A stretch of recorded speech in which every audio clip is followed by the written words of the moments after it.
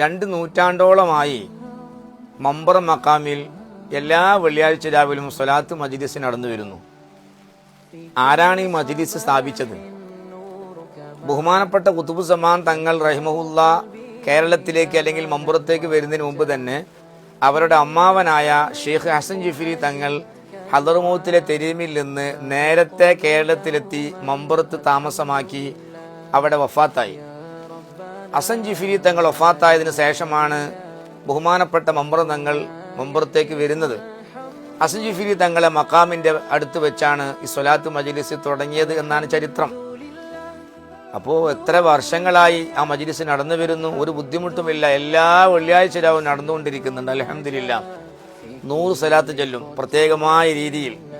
സ്വലാത്ത് കഴിഞ്ഞതിന് ശേഷം നബി സല്ലല്ലാഹു അലൈഹി വസല്ലം തങ്ങളിലേക്ക് പ്രത്യേകമായ സ്വലാത്തു സലാം ചൊല്ലി കൊടുക്കും.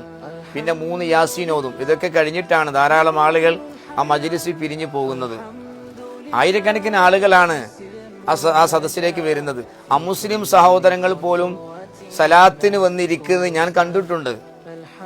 ഇത്രമേൽ പുണ്യമുള്ള ഒരു പ്രചരണവുമില്ലാതെ നടന്നു വരുന്ന ഈ സ്വലാത്ത് മജ്ലിസ് അൽഹംദുലില്ലാ എത്ര ആളുകൾ പങ്കെടുക്കുന്നു. നമുക്കും അതിൽ പങ്കുചേരാം ഇൻഷാ അല്ലാഹ്.